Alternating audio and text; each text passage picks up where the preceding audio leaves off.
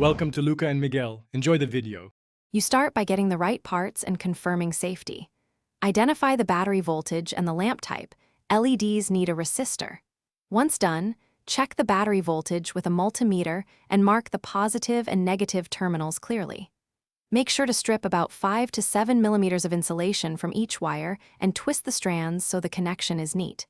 You want clean, solid contact points. Loose strands can create shorts or poor connections that ruin the test before it begins. You now form the circuit. Connect the red wire from the battery positive to the lamp positive. Use an alligator clip or a screw terminal so it won't slip. Once connected, add the resistor in series when using an LED to limit current. This prevents burning the LED. Then run the black wire from battery negative to the lamp negative or housing.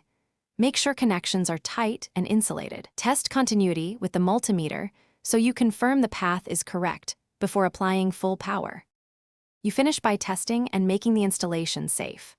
Power the circuit briefly to check brightness and stability, then turn it off to add insulation, use heat shrink or tape, and secure the lamp and battery so wires aren't strained. Make sure mounting won't pull on terminals over time.